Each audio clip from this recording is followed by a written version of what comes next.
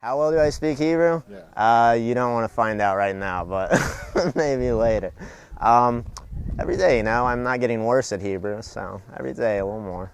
Every year, thousands of Olim and foreign volunteers enlist into the IDF to put their lives on the line for the sake of Israel. Yet the one weapon that many of these soldiers are missing from their arsenal is a command of the Hebrew language. And it's very strange to be in an Israeli uniform and realize, if God forbid we're in combat somewhere and somebody calls me on on the radio, I have no idea what they're asking me to do, That's why during every draft, hundreds of soldiers like American-born Michael Kolikant are sent to a Hebrew training course for 3 months at the Mikveh Alon base near Carmiel. I'm a commander of Tzevet Echad. It's the lowest group in Mikveh Alon. They don't know a word of Hebrew. You speak to them. They don't know anything. You ask them what their name is in Hebrew. They're like in total shock. They really don't know how to say shalom. בזמן הבא סידרתם את הכיתה בחטא ויצאתם החוצה לעשות חטא בחוץ, נשקים עליכם, כובעים על הראש ועמדתם בהקשב. הייתי ברורה? כן, כן. 2.5 דקות זוז. כן.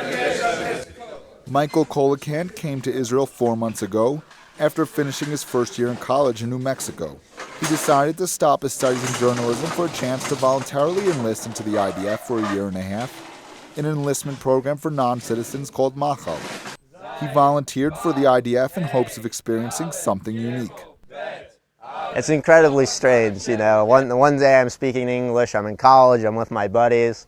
The next day I'm getting yelled at by 19-year-old girls in a language I don't understand. The Hebrew Studies course is a 3-month course set in the strict environment of basic training.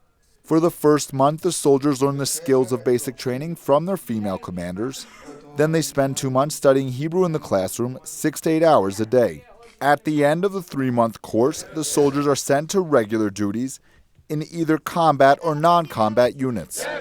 And while many of the soldiers have only lived in Israel for a couple of months, others have been here for years, getting by without using Hebrew. I was completely alright. That's why I never learned it properly before, because I was completely alright with English in Russia. Because if someone don't speak English in Israel, he definitely speak Russian. 22-year-old Yaakov Shklovski immigrated to Israel from Russia 2 years ago, joining his 2 older sisters who were already here. Unlike his colleague Michael, Yaakov did not purposely enlist into the army, but accepted his draft as inevitable. Yaakov has an affinity for languages and is capable of communicating with many of the other soldiers in his course in their mother tongues. Russian, my mother tongue, it's English. I speak somehow Spanish. I speak somehow, but most understand French. And now it's Hebrew. It's actually getting better because we're speaking really old, like Michael said, all the time here. Only a month and a half into the program, what Yaakov and Michael both agree on is that neither of them feel like a proper Israeli soldier, at least not without an understanding of Hebrew. I feel like I'm trying to fool somebody, really. Every time I see myself in the mirror, and I used to see all the time guys and girls in uniform here, and I still don't feel it's yet only months and a half, but I don't feel like just a soldier.